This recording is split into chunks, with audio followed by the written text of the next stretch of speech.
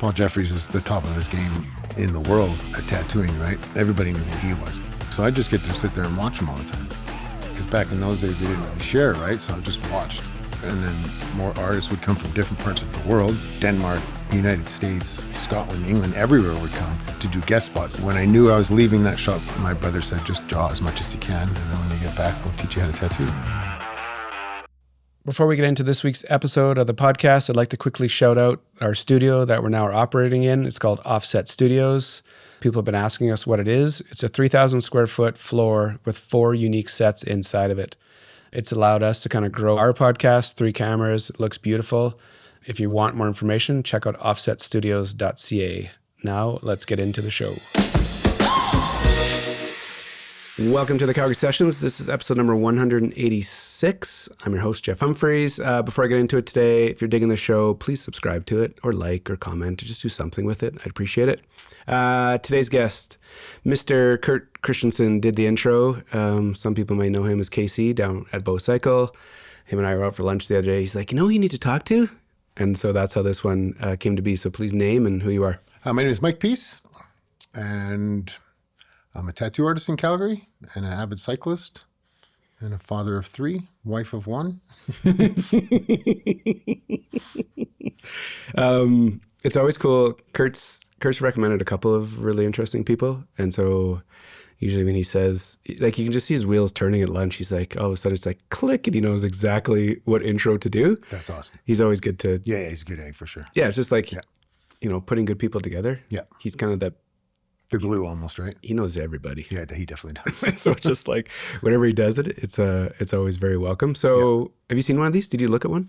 I watched his, yep. Oh, you did? Definitely. And I think you've done a couple of friends of mine, Leah Hannell. Oh, yeah. Yeah, I've known her for years, and Cool. a couple that I can't remember right now. But Awesome. Yeah. So you have a loose idea of what's about to happen. Yeah.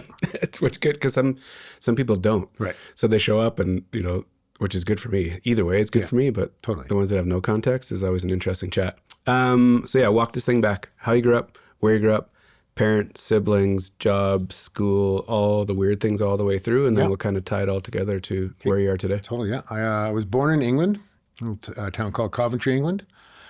And we moved to Vancouver when I was 2. My mom was pregnant with my youngest brother, but she didn't like it there, so we moved back to England for some reason. And then they were trying to get into the States, but couldn't. So then Calgary was booming, so we moved here. And we lived here ever since, kind of thing. There's myself, and I have 2 brothers and a sister. How old are you when you got to Calgary? 76. I was 4. Okay. Yeah. I've been here ever since. I lived up and grew up in Thorncliffe area. Okay. What was your youth like? What was the childhood like? Was it brothers and sisters, school? What were you up to? It was good. I mean, elementary school was pretty chill, and then junior high school was awesome. It's probably my 3 favorite years of school. Like when you say that, what was it? What clicked in junior high? Probably marijuana the most. Things just messed up. Yeah. And I just was with a couple of guys, and we were kind of a little crew and stuff. We didn't really cause too much trouble, but a little bit. Yeah. And then high school kind of took a turn. I wasn't a very good student ever. And then in the summer of grade 11, I was in a horrible car accident. We were coming home from the bar drinking illegally, and then the driver fell asleep going pretty quick, and I was in the back seat sleeping, and the car rolled 4 times and broke my neck. I was in a halo brace for 4 months. It was like the worst summer of my life kind of thing. And then after that, I didn't go back to school just because of the way timing was. It was like the middle of the school year, so I said I'll go back next year, and then never did. And then I got a job working in a restaurant and was a manager there for a few years. And when you were like junior high school, was sports in your world? Like if school wasn't your thing, like was there anything? No. Elementary, I played a bit of hockey, and then when I was in grade 7, I joined the Army Cadets. Oh yeah. There was this older kid in my school, and he says, "Why don't you come do this?" So I did that for a little while, and then once I got into high school, I just kind of never really paid attention, and just couldn't really pay attention. Yep. And then just left after my accident and never really looked back for school. That is, anyway. That accident, obviously, like a big piece of your Big youth. traumatic, yeah. During there was like 3 years, I had some pretty traumatic things. Like I was working at a Harvey's restaurant in Brentwood Mall before the car accident. and we got robbed. These guys came in. It was like midnight, and these guys came in. They had masks on. And they beat the shit out of us, and like 13 stitches in my head and stuff. And they locked us in a freezer. It took us like a half hour to get out, kind of thing. So it was kind of a traumatic thing. And then a couple of years later, I got in a fight. And I was never a fighter, but I had enough liquid courage, and these 3 guys kicked the crap out of me. I had to get this whole side of my face reconstructed and stuff. Yeah, and then the car crash, and then that was pretty much it. But And when you deal with that, like you're young when you're dealing with all that stuff, right? Yeah. I'm guessing it starts to build up on you, like just definitely, yeah, just just like traumatic things, and I've always kind of been a bit shy, around big crowds and stuff, and then I started drinking a lot, and then made me, not as shy anymore, kind of thing, but sometimes a little too mouthy. Do you look back on those years as like thankful that you're alive, or do you look back on it and just like, well, I dodged a lot of bullets? A little bit of both, I think. Yeah, definitely. Yeah, definitely glad to be alive, and it definitely made me a lot smarter later on in life, not opening my mouth when I know I should keep it shut. Do you think there's like those lessons, like hard lessons, obviously, but they kind of, anything going forward from there, they might be difficult. Yes. But it's not that. It's like you experienced some very, very low dips early to kind of set the bar for. Definitely. Yeah, definitely. Do you you kind of snuck it in there when you started drinking? Was it just because the people you're running with, just like to mellow? I think so. I mean, I don't know if I romanticized it at a young age, thinking, it's very social kind of thing. But, and then, I don't know, I just didn't know when to stop ever, and I never, never did anything horrible. I didn't, get into fights that much, obviously, because I didn't know how to fight. But, it just kind of seemed to be, I couldn't stop, there's no off button, basically. Were you pretty self-sufficient? Like, was there anything at home, like putting you on a path, or like suggesting, like, when you're in the halo, you don't go back to grade 12, go get a job. Like, was there any, whether support or direction coming from anybody, or is it like, were you making your own decisions? And pretty much making my own decisions. Yeah. Yeah. I mean, my mom always was like, don't drink too much, that kind of thing. Right. But, I didn't listen, but yeah, no, I don't think it was, it didn't really make me want to do anything bad or good kind of thing. It was just an addiction, I think, really, Yep. Were you, you started working early? Yep. Just not survival, but like you had to pay for your own things, I'm guessing. You just had to, if you weren't going to be in school, you were working. Yeah, that's what my dad said. He said, you going back to school? I said, no. And he goes, well, you gotta start paying rent. I'm like, that's fine. What do you want, kind of thing. And so I've always I'm still terrible with money, Good thing my wife's not. But yeah, it just kind of went the way it went, I think, for me, really. Mm-hmm. When you're in it, are you around people that are kind of living like a similar lifestyle? Like, oh, definitely. So then it kind of seems normal. You're kind of just like going, you're all kind of doing the same things. Definitely, yeah. So it feels normal. Were you ever concerned about it? Like, how long, sorry, I'm all over the fucking map. No, right it's now. all good. Grade 12, when you start working, what does your kind of work journey look like after grade 12? I was in restaurants mostly, worked in Harvey's for a while, and then I worked at a Red Lobster, and my wife and I lived in Hawaii for a year, and I cooked in a restaurant out there, so just kind of what I knew kind of thing. And then in 1995, I started working in the tattoo industry. My first wife was working the counter there, and they opened a piercing shop next door, and she was running the counter at the tattoo shop, but then she went to go piercing, so I took the job at the tattoo shop, which was one of the only ones in the shop at the time, kind of thing. And I was in there for 5 years, and it's a pretty crazy lifestyle. I mean, we'd go out, like, not tattooing itself, but like afterwards, there wasn't that many shops in the city, maybe 3 or 4 at the time. Right. And we'd always go out on Saturday nights and go to different bars, and, that didn't help at all. I mean, we'd be there, we worked hard all week kind of thing. And then during the weekend, it was just like the Saturday night, that was it. It was, bar to bar kind of thing, right? Which was where it went, right? Do you remember what bars you were going to back then? Yep. Which ones? Ship and Anchor, lots, definitely. Okay. Yeah. That was when the Ship and Anchor was only half the size it is now. Okay. So way back. Way back, yeah. And then we'd go to the Roxbury. Oh, yeah. Do you remember that place? Mm-hmm. And Drum and Monkey, lots. The Castle Pub, that whole kind of strip down Yeah, there. First Street there. Yeah, it was pretty Cherry awesome. Taz. Yeah, definitely. Bermuda Triangle. Yeah, and back in those days, it was, like I say, there wasn't as many tattoo shops, right? So everybody knew the tattoo shops were there kind of thing. So we were almost like, free drinks everywhere kind of thing, which What year was this when you started working at the tattoo shop? 95, you said? 95, yep. So was that just to get a job, or were you actually interested in the culture? Very interested in it. Yeah, definitely. My older brother, Steve, and I started getting tattooed in the 80s. Okay. And heavily tattooed. I had both sleeves done by the time I was 19 years old, which in 1990 was pretty unheard of, right? In Calgary. In Calgary, yep. What was it that pulled you into that? What do you think, like at a young age, it was like tattoos were, and listen, I saw it from the outside. I was in the nightclub culture for a long time. Yep. Played sports. So I was kind of like, I had some context on tattooing, but like to start that early, to have sleeves that early. Yep. What was the pull towards that kind of? I think I was 13 years old, and my dad used to work for Greyhound, so we can go anywhere for free on Greyhound. So my dad took us all down. We took the Greyhound to Expo 86, and then all the way down to California, and then all the way over to Phoenix, Arizona. And we stayed there for 3 weeks, but then we went back to California for a visit. It was like my parents' friends from England had immigrated there. So we went and visited them, and on that trip, we were in California, and my brother got a tattoo on his arm, and there was 2 of his cars, and I just remember sitting in the back of it, and looking at my brother with the bandage on his arm, and I'm like, I can't wait to get one. At that young age, right? Mm-hmm. And I remember some of my dad's friends had old sailor ones from the army and stuff. And my dad, you're not getting any of those. I'm like, yes, I am. I'm going to get a whole lot of them. And then, my brother and I just started. We had opposite pay periods. Okay. So if I didn't have enough money, he'd lend me the money. Then I'd pay him back when it was the next week for him to kind of go. And it was almost like a competition. So I got 2 sleeves done, and he had his whole back done in like one summer kind of thing. We used to do it. Who was doing all your work? Paul Jeffries at Smiling Buddha. So that was early days for Smiling Buddha? Yeah, I got my first tattoo in 1988. But Smiling Buddha opened in 1976. No way. Yeah.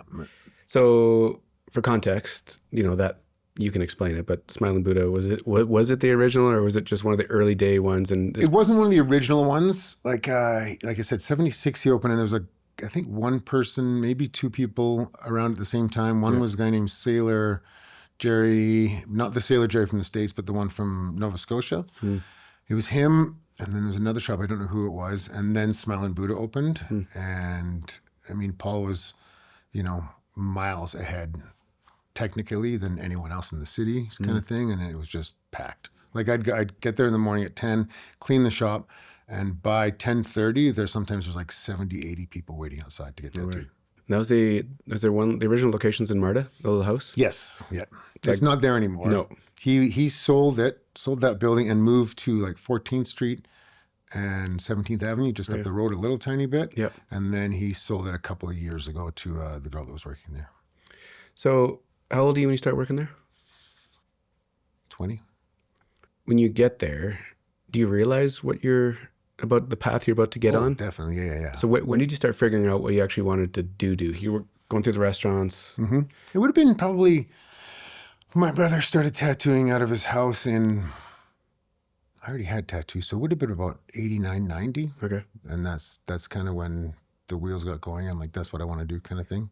Did you have an art background? Did you have a creative background? Had you uncovered anything that... A little bit. I used to do some drawing Yep. in school and stuff like that, little cartoony kind of stuff. And then my older brother, he used to do his bedroom wall was all Judas Priest, album covers. He'd recreate in paint, and it looked just like it kind of thing, right? So that kind of just doodling and stuff, and never really stopped, And so when did you decide that this was the lifestyle you wanted? You wanted to get all in on this? You wanted to cut your teeth at Smiling Buddha? When did you kind of formulate? Would have been about 93, 90, 92, 93 kind of thing.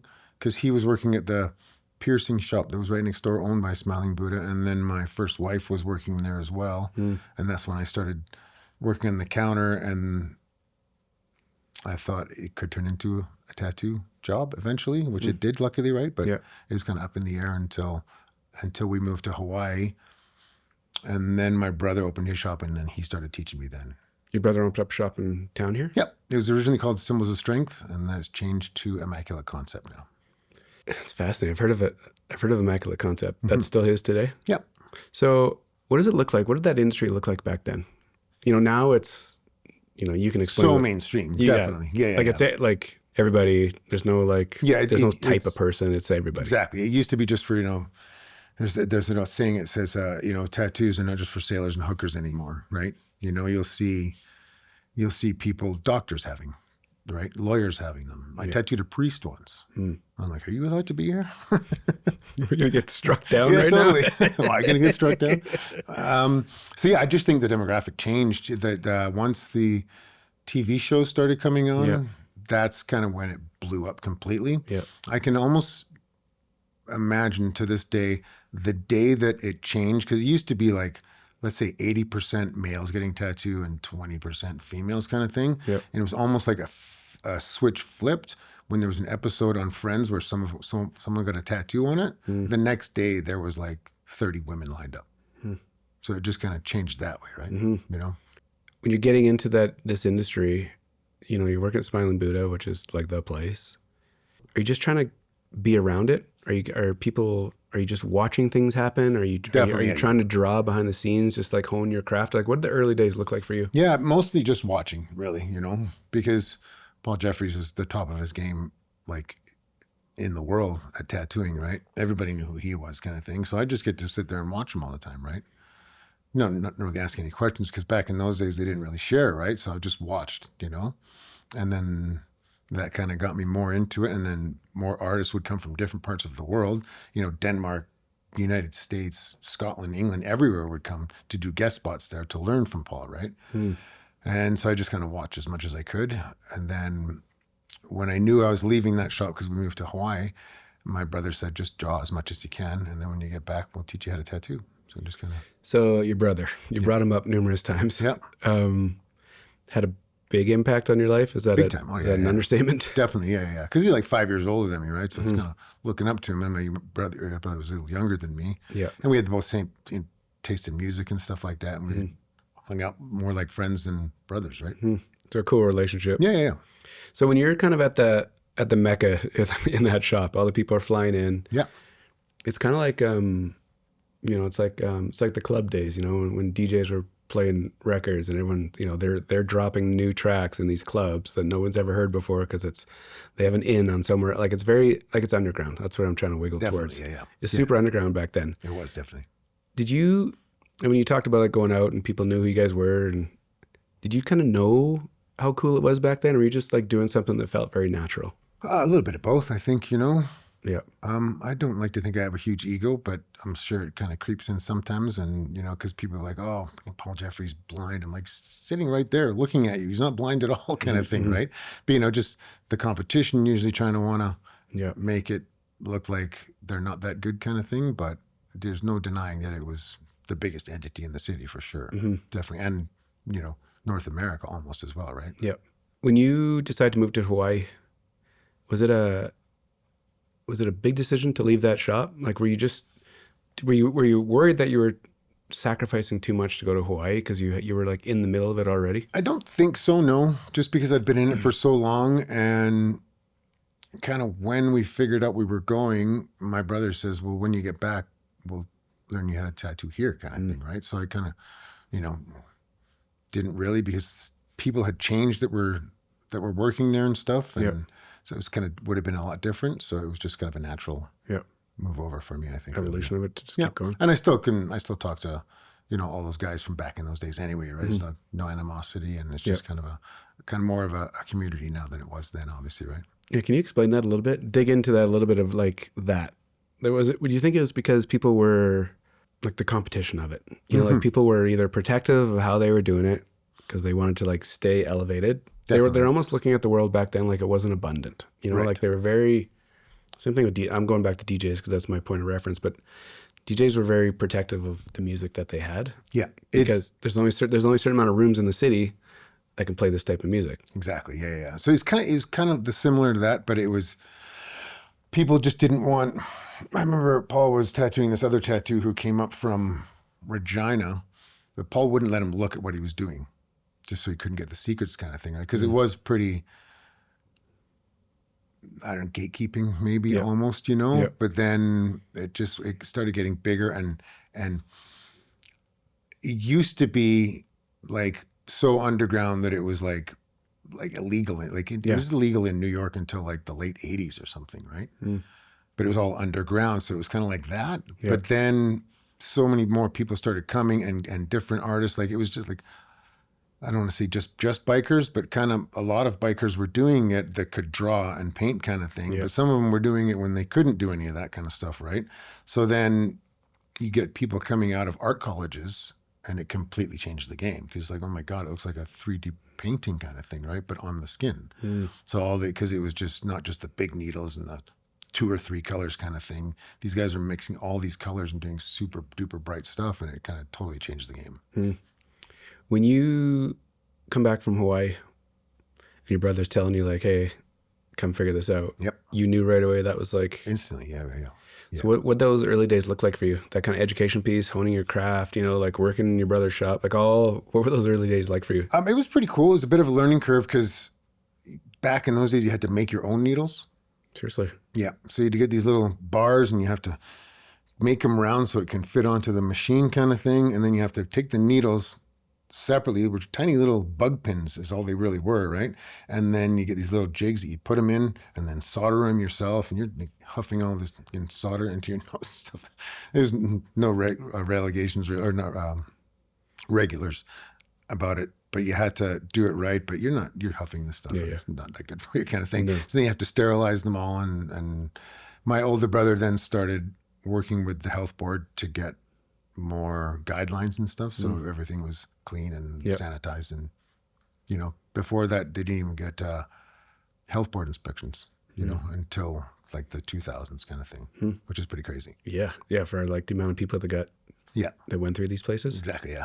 What do you remember from back then? Were you like in over your head? Were you like I was kind of very excited about it, very gung-ho on it. And it was definitely a learning curve, actually doing it kind of thing. But there was like 5 or 6 artisan shops. So you're getting like so much knowledge and wisdom from a bunch of different people that it completely helped, right? And no one's like yelling at you kind of thing. It's like, okay, no, this is what you got to do instead. So it was pretty chill, actually.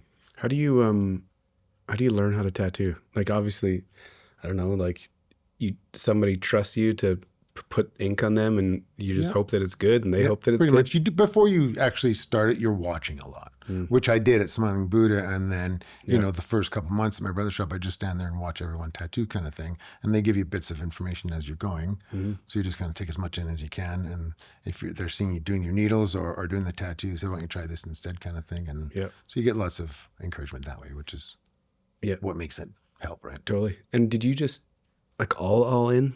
There was no other options. This is what you were going to do. And it was just like, I'm sure in your head was like, well, how do I get good at this quickly so I can start build it? And so when do you think the pivot was like you were getting good and how are you building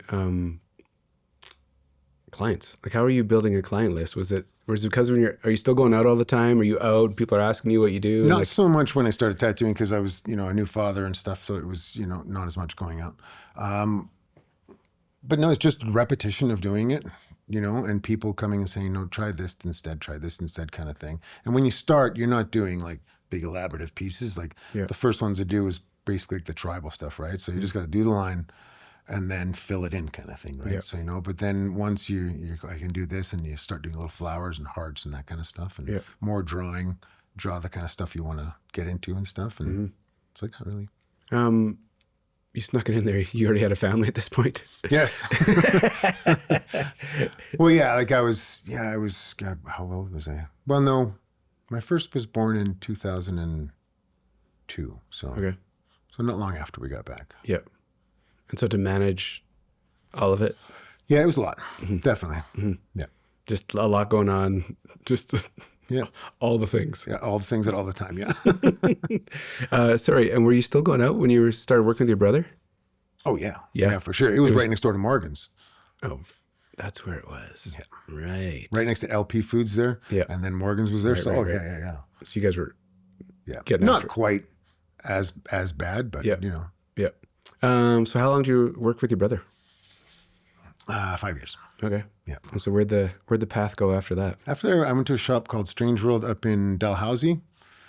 The guy who owns it used to own a different shop, and I knew him from high school. So I kind of went there for a bit. No, sorry. Before that, I went to Bushido. Bushido was originally on 4th Street and 11th Avenue, but then it moved to, it's right by the Saddle Dome now. Right at the end of 17th. Yeah. Right beside a couple of, I know where it is. Doug Fink, who owns the place, is phenomenal. Super cool guy, killer artist, and used to be like a crazy mountain bike rider guy. He'd go make tracks everywhere and stuff, and super interesting guy. Yeah. Then I worked at Strange World for 8 years maybe. Yeah.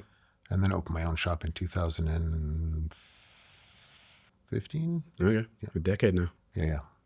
So when you're kind of bouncing around between different shops, is there a reason to bounce? Is it like opportunity? Is it like creativity? Is it like who's there and who's like? Yeah. Mostly a change of artists and stuff like that, because you get to learn more from different people. You know, you can learn so much from one person, but then someone else has got a different view on it, so you can kind of go learn that. So you want to get as much knowledge as you can, really. Yep. And then to be able to actually like make the moves, I'm guessing you got to be a good person. Yep. Somewhat talented. Yeah. Like somewhat known, you know what I mean? Not known, but like, you know, have people know what your work looks like and can say, yes, you can come, or no, you can't come, kind of thing. And so back then there was like books. I'm guessing you take a picture or something and build books of your like portfolio. Yeah. That's kind of way. Yeah, it's all online now, obviously. Yeah. I remember this buddy of mine, Chris Payne, him and his brother Mike were getting tattoos early. And I just, and my buddy Chris was an artist. So I remember him like drawing what he was going to get done, and their buddies. I can't remember the guy's name, but you know, he had a book of stuff and they'd be flipping through different styles. Like it was still is manual, but back then it was even more manual of definitely it was, like what the examples were. Like it was just literally examples on people's body. Right, definitely, yeah. Versus Googling something. Totally, yeah. And then people used to do a lot of flash designs.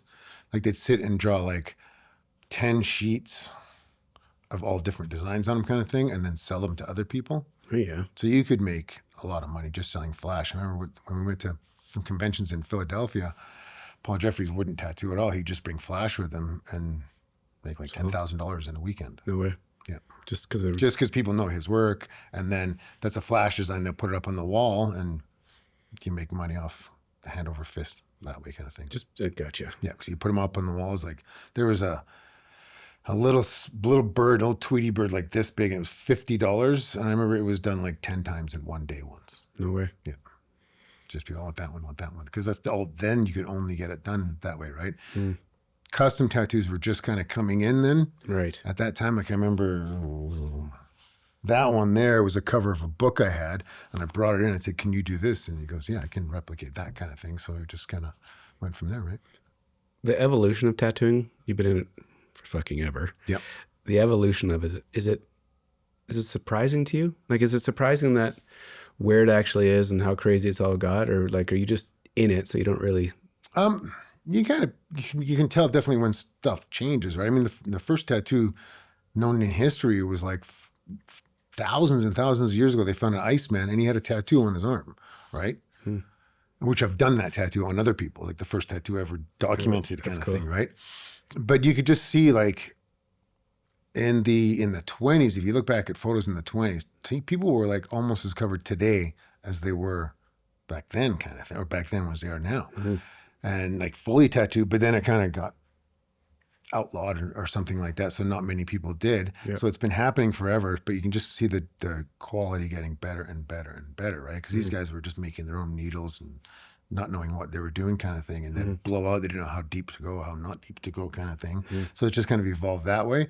And then like when the more artist type people rather than the biker type, you know, kind of started getting it more elegant and stuff like that. And it's like, no, you can't do a tattoo without an outline, but people have shown that you can do a tattoo without outline if you do the colors right and everything, right? So it's just a evolution, really. Yeah. When you decided to open your shop, was that always on your map, on your roadmap? Like when you got into it, you walk in your brother's shop. Did you know then that owning your own shop was a goal? Not really, no. After I left my brother's, I was at Bushido.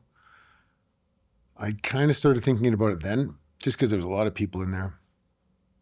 And I'm like, it'd be cool to open my own shop. And I'd looked at a place a friend of mine had. It was on the McLeod Trail, just before you're going up and over down to the Stampede.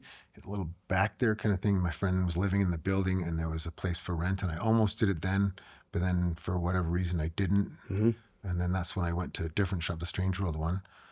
And then after that, like after being there for a few years, I'm like, okay, maybe I want to open my own, just a little smaller, because it was kind of a big shop and I wanted something a little smaller. So it was myself and this girl that I was working with at that shop as well.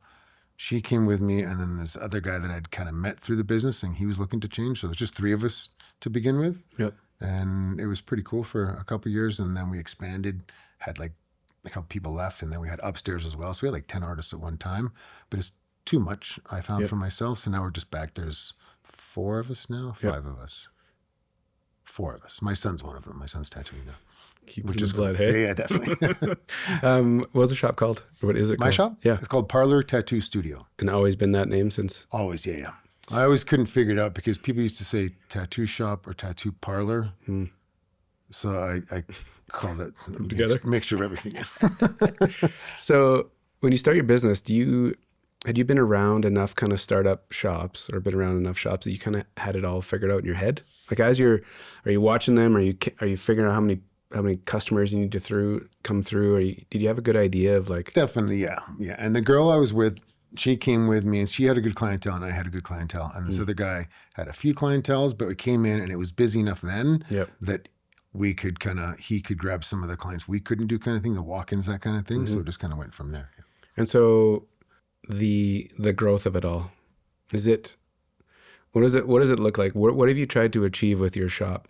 Like, why open it, and what did you think you could do differently, or you were just like? I opened it just obviously to have my own place, kind of thing, with a couple of friends, and then I took on a guy who came. He wasn't quite finished his apprenticeship. We still tattooing him was good, so got to do the teaching part of it and the sharing of it, Yep. And then as for why,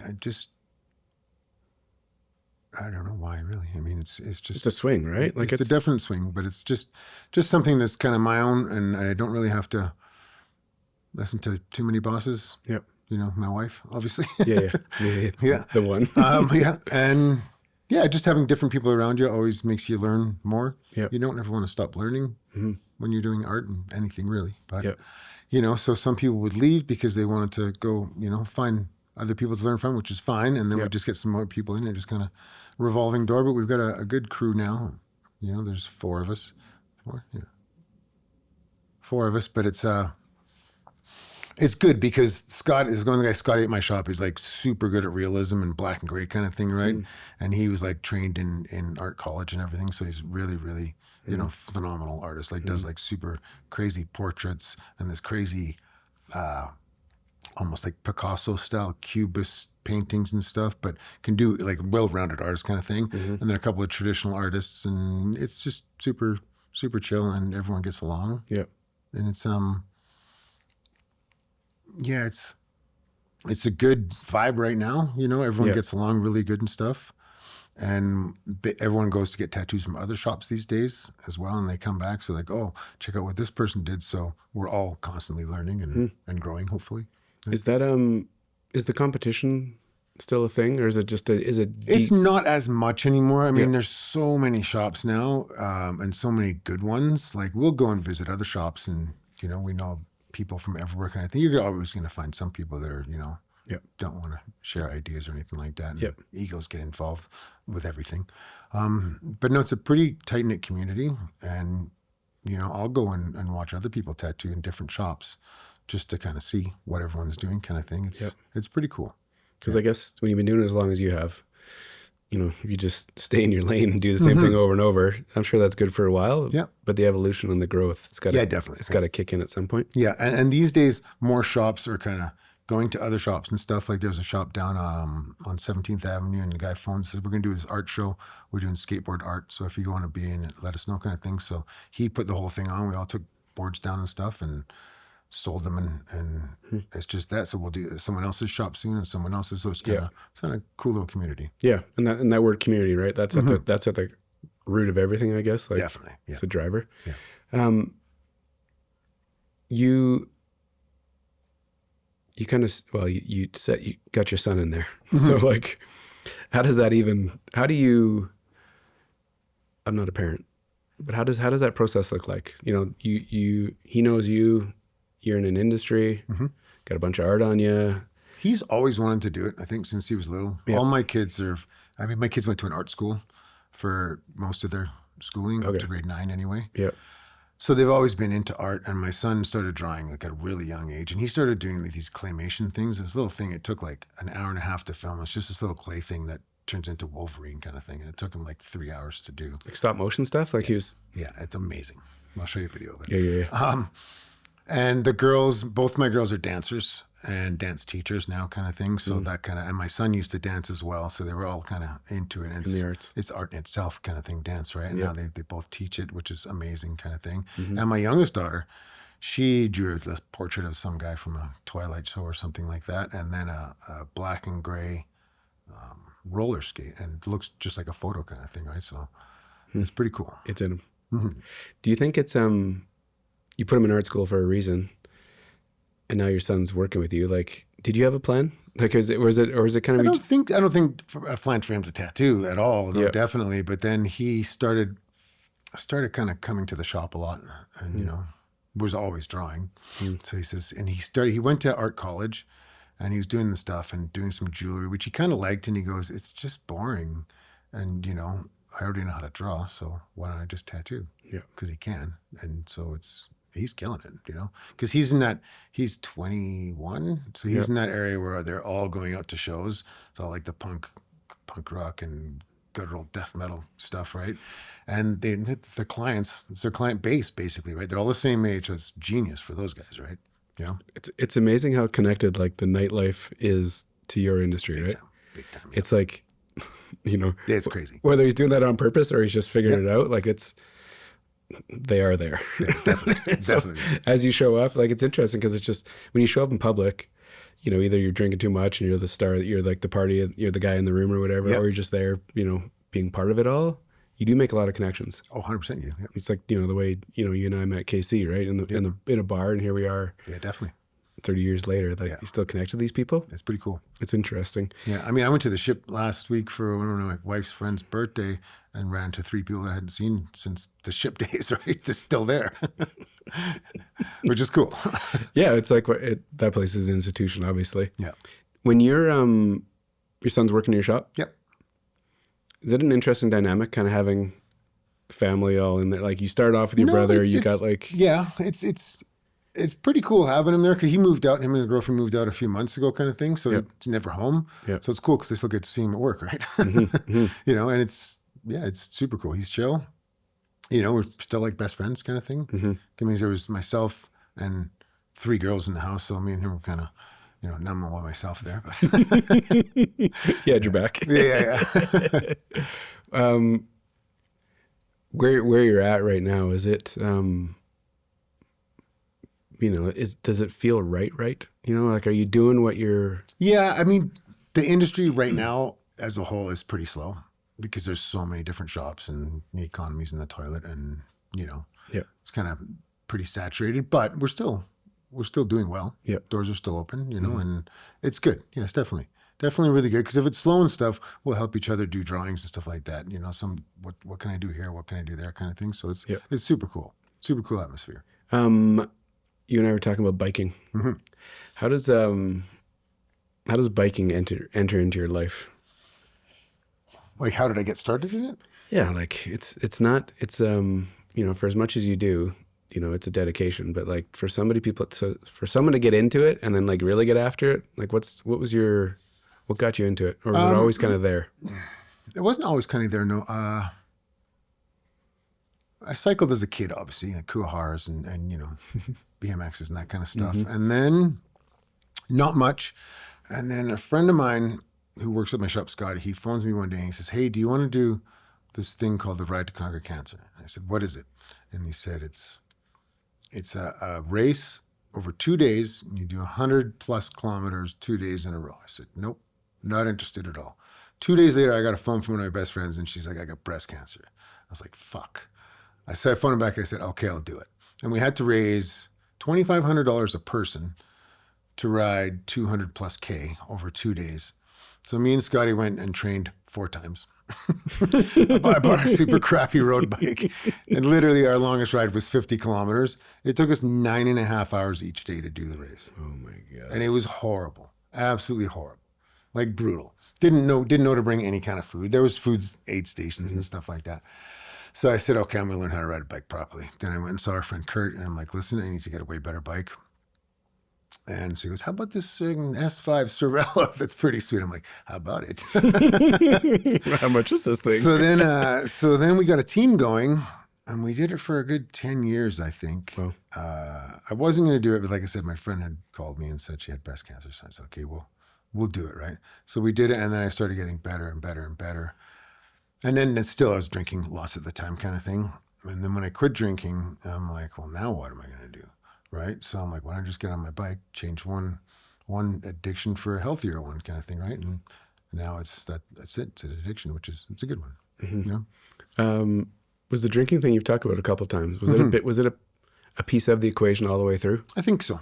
Like functioning, you were functioning? Very high functioning. But it was like yeah. It could have been a big problem? Yep. Oh, it was a big problem. Like my doctor said, if you don't quit drinking, you're going to... Oh, so you were like... Your liver fats are way up there kind of thing, right? Yeah. And that was it. I said, okay. And it was tough at the beginning, first month or two. But then after that, I don't even think about it anymore, really. I mean, it's there. Obviously, it's always going to be there. Yeah. I can't go to the bars. And I can go to the bars, but as soon as I see one drunk people, I'm like, I got to go because drunk people are annoying. And I apologize to people all the time. Like, I'm sorry if that was me. Sorry. Yeah. Without those doctors kind of telling you that, was that between that, the biking, like what do you think was the thing that actually put it all together? And I knew that I needed to kind of thing. I just didn't know what the push was good, the right one kind of thing. And that probably was, the catalyst. And it was definitely affecting my marriage and that. So it was just time. Yeah. The biking thing, it is an addiction, hey? It is definitely, but it's a healthy one, right? Yeah. How do you, where does it fit in your world? So I'll give you context for me where why I'm asking it. For me, if I don't ride my bike for a couple of days, I start to get pretty edgy. Depressed. Yeah. And so the winters are weird because it is definitely, I try and figure something else out, but spring, summer, fall, it's a steady dose of ride. Definitely. And it allows me to work a lot of things through my Everything, head. big time, yeah. You kind of on the same program? Definitely, yeah, definitely. And up until now, I mean, I just got I got a trainer, and so I'm going to ride indoor now. Yep. I go on Zwift, or what are you doing? I'm going to do the Rouvy one. A couple of my friends are on the Rouvy. They say it's a little better. Yep. Because you're not looking at a cartoon. You're looking at you can actually ride to Bragg Creek. Oh yeah, cool. And it looks like you're going there. Oh, cool. But your avatar's still a cartoon. So I'm going to get into doing way more of that just to keep it going throughout the winter because I haven't really ridden since, it's been a month and a half, 2 months almost now. And it's getting a little squirrely. So it's definitely time. You notice it, right? Yeah, definitely. What's your move when you start getting squirrely? What's your move? How do you deal with yourself? I try and go and clean, draw if I can. I don't really like drawing tons at home. I do some, but I just rather do it in the shop. But I try and get outside as much as I can, but I hate the cold. So I definitely want to try and do some winter riding this year, just to get out. I got a Kona Jake with some knobby tires on it. If I get some bigger tires on it. Yeah, so do I. Yeah. At 2001. Oh, really? Mine's, I think it might be 2003 maybe or something. Yeah. So funny. Yeah. Do you, without figuring out the biking thing, you've been doing it for a while now. Yeah. Do you think it just allows you to operate at a certain level, to keep your wits about you, to keep your business going the right way, to keep your relationships definitely, yeah. It's like an unlock. It is definitely because you're in your own mind, even though you're with other people, you're in your own mind and you work out a lot of stuff that is bugging you. And if you can kind of figure out what I got to do to change this, what I got to do to change that, A lot, right? Yeah, definitely. I feel the exact same. Yeah. I feel like I have these aha moments when I'm looping around. Definitely, yeah. And you seem to, it seems like you can process things quicker. Like you can be upset about something. Oh, definitely. And then you can get to the solution a lot quicker as you're riding. Definitely, because you're going down a hill at 80 kilometers an hour. You got to pay a lot more attention. So it makes your brain, you know what I mean? Mm-hmm. And I've been found lately, we've been watching a lot of television. And I don't really like watching a ton of television just because it's mindless kind of thing. Yeah. So I just kind of want to do stuff that makes me use my brain a bit more kind of thing. So watch try and watch stuff that makes you think. Yeah. And you have to think, kind of thing. Yeah. But yeah, it's definitely a thin line you got to stay on top of to keep your mental health for sure. Right? It's Yeah. you know. Do you find, like all your clients, you have a very interesting role in people's lives Oh, definitely. between like, you know, giving them something for life. Yeah. And obviously you're with that person for X amount of time. Yep. And it's a lot of times it's like you're a therapist. And that's what I was wondering. That's where I was wandering to. Definitely. That's part of I the. don't know how good my advice is. Is it different for everybody though? Do like some people get in your chair and like want to get into it? Some people are quiet. It's like all over the map. All over the map, yeah. Some people don't say a word the whole time. Just because they're fucking hanging on for dear life. Not just that, but you know, they're kind of working through their own stuff as well, I think, right? Yeah. You know, some people find it therapeutical. Do you know what I mean? And even at some points, like the pain is what they need almost. Do you know what I mean? Mm-hmm. You know, I've tattooed a bunch of people that are like, you know, self-harming kind of thing. And they say I tattooed this one guy and he's like, it's the only night I can get a good sleep is if I get tattooed. Because it takes him, doesn't want to cut or anything. You know what I mean? Mm-hmm. Which is pretty crazy. Mm-hmm. The amount of people you meet when you're like a artist, psychologist, you know, friend, like you occupy a bunch of different roles in people's lives. Definitely. Does the weight ever get you? Does having these conversations, like if somebody comes in there and needs you for, you know, a sounding board to do the work, do you ever feel like that energy? Like you're giving so much? Like, do you ever catch yourself that you're just... Not really, I don't think. Yep. No. You know, sometimes they'll say something like super sad and you're kind of bummed about it for a little bit, but you're doing your thing. Yeah. You're working. Yeah, definitely. Mm-hmm. But it's amazing when people are like, thanks, because it wasn't just the tattoo, it was the conversation, right? Mm-hmm. It's like someone you can talk to that you're not going to tell anyone else. Do you know what I mean? Mm-hmm. It's like a confidant almost. Mm-hmm. It's got to be an interesting role. It's pretty crazy, yeah. Has it always been like that, or do you think people? No, I think it's not always, no, but over the last 20 years, definitely, it's definitely more therapeutic for people. It's pretty cool. I mean, you have people cry all the time. I mean, some pretty heavy stories. I was tattooing this one lady, and she was like, "I want to get this monarch butterfly because her husband passed away," and she said it was weird because we were out in this picnic area they used to go to, and it was usually busy all the time there. She goes, we got there, it was a big lake and trees everywhere. She goes, nobody was there. It was just the two of us. We were having a picnic and it was beautiful. And she said, all of a sudden the whole tree started moving and they looked and it was like hundreds of thousands of monarch butterflies just flying. Right. And so she goes, that's crazy. And that's why I wanted to get it. And then she goes, and you know, when they put him to rest, they're lowering the casket. A freaking monarch butterfly landed on the casket. And I'm almost crying. I'm like, this is beautiful, but crazy at the same time. Right. So it's stuff like that kind of makes it worthwhile. And I think it was not long after that this mom came in and her son just came out of rehab. And he was 19 or something like that. And then she saw him and then he goes, I'm going to go see his girlfriend. And she dumped him and he killed himself the next day. And it was like just 2 days after that later, I was like, this is pretty heavy. Sometimes stuff like that kind of gets to you, but it's pretty crazy.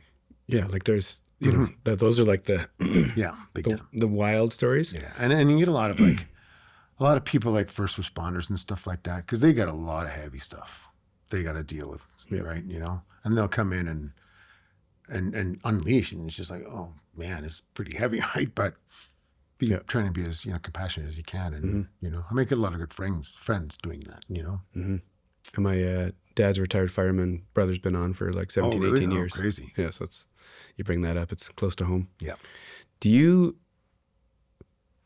Is there anything about what do you like about your week to week? Do you like that every week's different? Do you like the creativity? Do you like what is it about this that keeps you going? Because it's so different, right? Like what you do is such a it's a connected thing. Definitely is, yeah. And so every week, are you looking at your week and knowing who's coming in and what they want and where you got to play and what, like, how do you operate? This is what I'm trying to ask. Yeah, I mean, people tell you what they want. Sometimes people are very specific. I want this, and they say give you free reign kind of thing. Then I'll, ask them as many questions as I can, and then, what do you think about it? What does it make you think of, kind of thing? And I can add stuff to it that they might not be able to think of, and then like, oh my God, that's exactly what it is, kind of thing. Because people have a hard time articulating exactly what it is they want. Yeah. And sometimes you'll draw it and they love it, and sometimes like, no, I don't love it.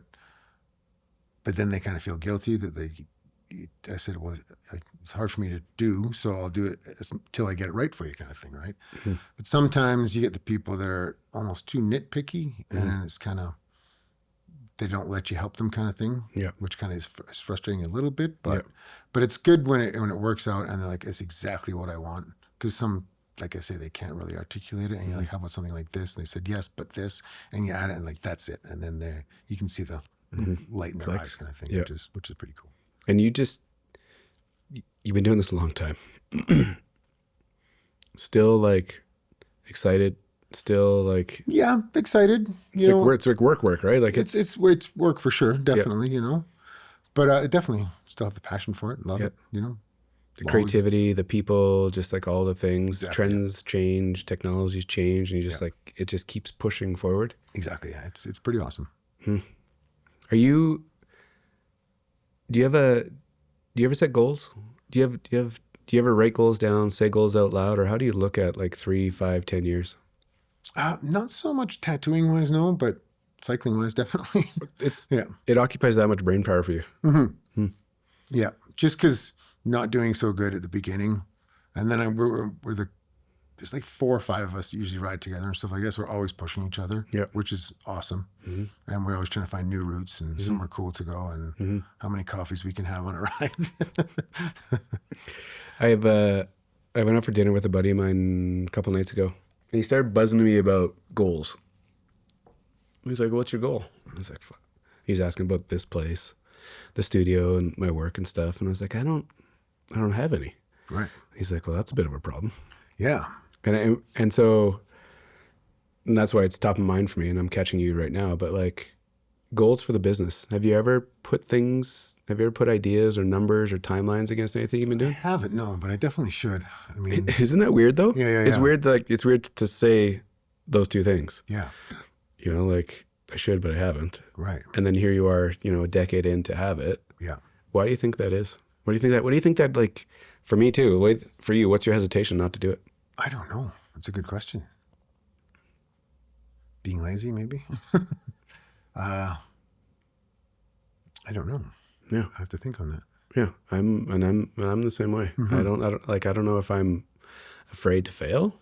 Or if you're just kind of stuck, not stuck, I don't know if stuck is the right word, but you're just kind of in a groove and it's kind of working. Yeah. Some things you can fix and change, some things you can't. Mm-hmm. I try not to focus on the things I can't, like if I know I can't. But if there's something I can, then I try and work towards it. Yeah. Definitely. But isn't it weird though? Right away, you're like cycling, you got goals. Yeah. Isn't it like... Yeah, totally. And I have goals in athletics too for water skiing. Mm-hmm. And so they're like attainable things, right? There's like there's numbers and speeds, and there's like hard metrics. Yeah. But the business side of things, maybe it's because now maybe it's because it's not as secure as it used to be, because there's so many different places and people. Right. You don't want to get too off track, but need to stay on track, if you know what I mean. Yep. Yeah, you got to be like, stay at the top of your game. Mm-hmm. Definitely. Yeah, it was an interesting, like, he flat out stared me in the eyes and he's like, that's a problem. Yeah. And this is a very high performing human, gold medalist. Right. Like, crazy. Very like, very accomplished, very driven. And so you might be the extreme of, what it looks like to be exactly. Yeah. Gold out and dialed in. Right. But anyways, it got me thinking, and it's going to be a question I'm going to ask a lot of business owners now, just like how they operate, because I don't know if I'm the weirdo that has none, or, if there's a bunch of people out there like you that are like, have the similar answer. Right. Definitely. Yeah. I wonder if it's got to do with like people's personality types, right? I mean, I got really bad ADHD and I don't know, forget things a lot. And I'm not a very, what's the word? not aggressive, but aggressive might be the right word. Like, I'm kind of a shyer person, maybe, Yep. right? Yep. Fear of failure, maybe, right? Nobody likes to fail, but sometimes you got to fail to not fail. Yeah. Yeah, for Right? sure. Yeah, it's an interesting, it's going to be an interesting conversation when I get in and out with Yeah. people, just to have, as you're like watching all these artists over the years, kind of learning. Yeah. I get to sit here, have cool conversations with people and like Right. ask some questions, learn, put some more pieces on the board for me to Definitely, actually yeah. figure things out, Yeah, which is interesting. totally. Your, do you ever worry that your creative juice is going to disappear? I mean, not super consciously, but it might be kind of cool to do if it kind of runs its course to figure out what to do next. Do you know? Yeah. Because you can only go so far. Yeah. But I don't know. I'd love to get back into cooking. Like, I've always wanted to open a restaurant, but I don't think right now is the right time or place, maybe. You know? I'd like to have something like a little kind of breakfast, lunch place only. Your mom and pop kind of little, Yeah. 7 to 1:30. Yeah. Where, that passion for cooking, is it just there beside you, kind of like lurking, or how do you? When I grew up, my dad did all the cooking because he worked a daytime job. My mom worked a nighttime. Did I tell you this already? No. So I remember in grade 3 or something, we had to draw dinner at our house, and I was the only kid in the class that had a man cooking. Just because of the way my parents worked. My mom worked from like 4 till 9 in the evening. She was a janitor at a school after hours kind of thing. And my dad was a milkman. So he worked from like, 6 in the morning till 2. And then he got a job at Greyhound. So he was always the one that was cooking. So that just kind of You're around. got into it. And then I started working at restaurants and loved it, It's creative though, right? Like it's it's definitely creative. And then when I lived in Maui and I worked at a place, there's a tiny little Mexican place, but I mean, we're making ahi tuna tacos with like fish that was caught 3 hours earlier kind of thing, right? I'd eat all the raw stuff just as I'm cooking. Perfect. It was amazing, right? So that kind of made me way more into wanting a restaurant kind of thing. Yeah. We'll see. Yeah, like the we'll see piece, kind of interesting, just to have in your back pocket. And it'd be cool. And I've recently reconnected with the guy who used to own the burger joint I was working at and stuff. And he left. He owned a bunch of Harveys and stuff. And then he moved out to Vancouver and opened 10 Moxies. Oh, yeah. And I talked to him because he's like a retired financial planner now. So I've been talking to him a little bit, but who knows what happens in the future. Right? And then what's interesting is though, when you like, 2 minutes earlier, I'm asking about goals. It's like, well, that's just, it's so interesting, right? And so maybe, and for me, when I actually think about back to the goal thing, is like, maybe I do have goals. Yeah. And maybe they're just not set in stone, right? And maybe they're just, they're more, I don't know. Maybe the idea is the goal, but the goal thing seems like it's a very stringent. It's very like there's bound, like it's very like when you say that though, like I might open a restaurant. I'm like, well, that's a fucking goal. You know what I mean? Like it's interesting, totally. Right? Yeah. But it's just you don't put it right beside the goal. I heard it's good to write them down. I've heard the same thing. Isn't it weird though? We hear the same thing and like do none of it. Like kind of weird. Yeah. Hey, you want to go on a bike ride? Sure, let's go. I wonder what that is. That's like a. Got something to do with I don't know, if your brain knows what's easier to do than less attainable. Yeah. Right. Like the idea of doing something physical, you understand what the barriers are. Yeah. You have, you understand what it takes to do the thing. You need tools to do the thing. Right. This stuff, it's ideas, it's energy, it's money, it's risk. Definitely. Maybe it's the risk piece too. Like there's no, probably. What's the risk in like going for a bike ride? Well, maybe get hit by a car and falling over, like whatever. Yeah. But not a lot. But yeah, totally. Yeah. It's occupying brain power. And so the last 2 days I've been taking the dogs out in the morning, and this is what I'm like now thinking about. Right. So you're catching me on like my 3rd day of thinking about this. Yeah. which is why I'm putting you in this spot right now. It's all good. Gives me stuff to think about. The idea of having your son in the shop, does it just a cool scenario, like a generational, like Yep. all of it, like all the things that are rolling through my head. It's like you get to teach the next generation. It's blood. There's the shop option. Like I'm sure like there's a bunch of Yep. cool what ifs and It's maybes in super it. cool. Yeah. My son, this girl that just started, she's his age kind of thing. Oh wow, so you got youngsters around you. What's that? You got youngsters around you. Yeah. So there's two youngsters. They're both 21. And then there's myself and then Dylan and Scotty. Scotty's a couple years older than me. Dylan's a couple years younger than me. So we're all kind of that era kind of thing. So it's cool Yeah. to have the young blood and we can teach them. They even teach us stuff, If there was, this might be a cliche question, or maybe it doesn't even exist anymore. Is there any stigma, stereotypes around tattooing now that are like totally blown out of the water, or is there still a few that exist? A few. Yeah. Isn't it strange though? Like in today's world, It is. It was way worse before. and did you like really feel that the way worse? Oh yeah. Yeah, definitely. I remember because 1990, I had a half sleeve done and people would look at you like you're from outer space kind of thing, right? Or like a problem person, right? Yeah, big time, yeah. Yeah, thought you were a criminal for sure.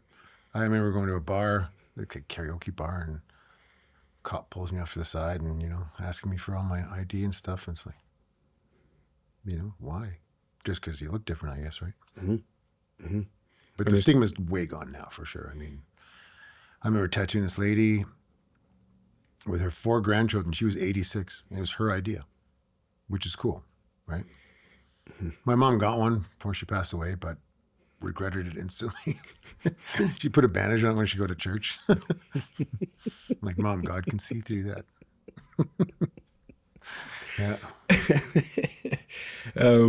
Did you or your brother tattoo her or somebody else? My brother did hers, and he did my dad. My dad got a portrait of his favorite actor, Steve McQueen, on his arm. Oh, cool. So he had a couple. My dad was more hip to it, but my mom regretted it instantly, and she wouldn't show her sisters or anything. Yeah. From when you started to what it is today, how like everybody's doing it. It's got all the big shows. There's like it's just this like I don't know if it's glamorized or what the right word is, but everybody is everyone does it. I have zero. Right. So there's zero. Really? So there's that, right? There's like there's that group that it's nothing, and then there's a bunch of people that are just covered. They go for it. Definitely. Would you have ever thought that when you got into this business? TV shows and like everyone walking down the street, and you're like, I'm the normal one now. Like, yeah. Oh, definitely. Don't notice it now for sure. Yeah. But back then it was. I guess it was more risque to get them, But then more people started having them in the media kind of thing, right? Yeah, On TV and everything, so it just became more normalized, right? Yeah. And then here we are today, Yeah. multiple shops, multiple artists. Yeah, there was always a rule. It's like no hands, no faces. Because you can't cover those. You can, but, right? But then someone gets their first tattoo on their face now, and like a big one, right? Which is crazy. It sets there's like a new bar set. Yeah. I remember my older brother had a big one put on his side of his head and his face. And it was about a year after my mom passed away. And I said to my dad, I'm like, what do you think of Steve's tattoo? And he goes, I'm glad your mom's not here. Right? She would have not liked it at all, kind of thing. Right? But my dad didn't care at all. But this, to do that, it kicks it up to a whole. Yeah, definitely. But now, bank tellers, you'll see them with a tattoo on their face, right? It's a bit different. It's wildly Doctors different. with full sleeves, right? It's like 100% different. 360-degree change, right? Which is crazy. Good for you. You can, like, how do you? Yeah, how do you like? I've tattooed a few faces. I don't like doing it really, just because it's that permanent. It's not the right word, obviously, because everyone knows it's permanent, but it's there. Yeah. Right. You don't have the choice of how you want to, what you want to show, how you want to present yourself. Like you kind of take that off the table. Yeah. This is how. Yeah, it's a big step. I don't think I'd ever do it. Maybe the side of my head, but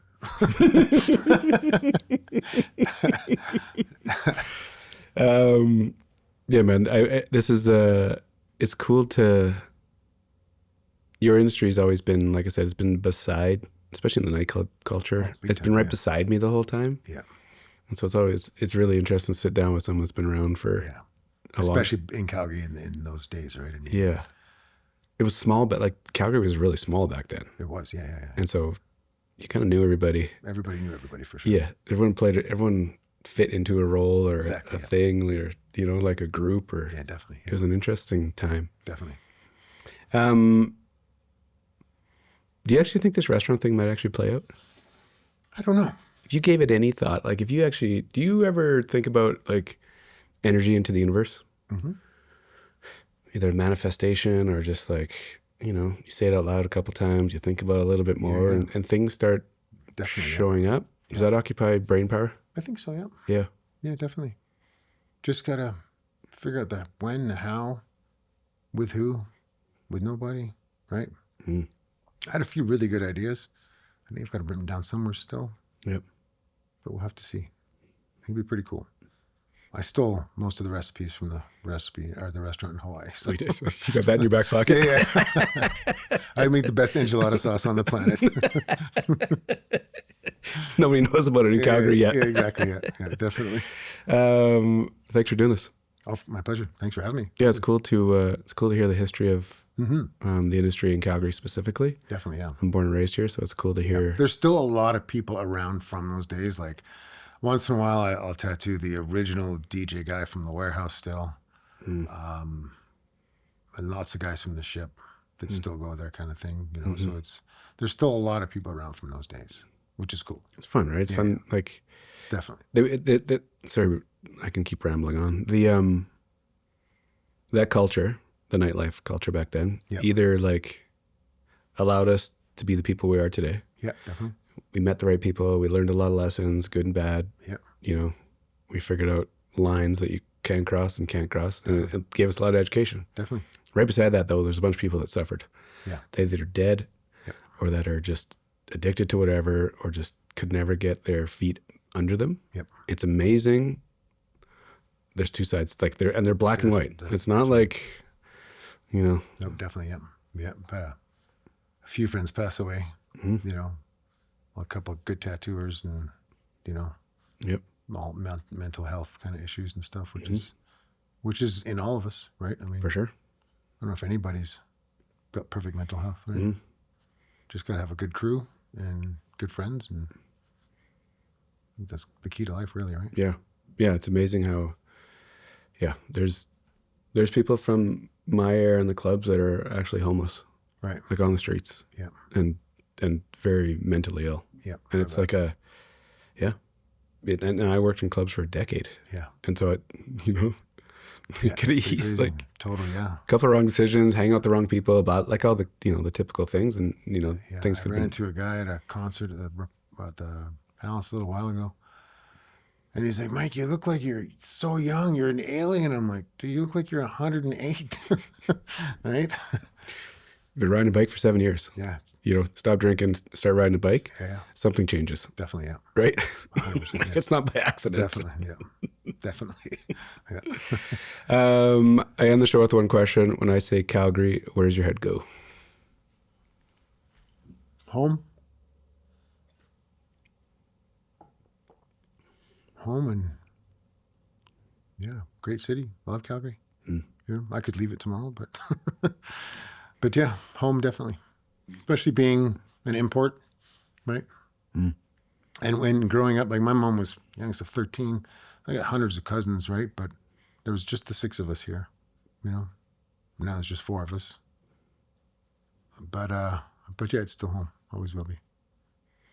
Thanks for taking the time. Of course, my pleasure. Thanks for having me. It's cool meeting you. You too. Cool hearing your story. Thanks. Appreciate it. Awesome.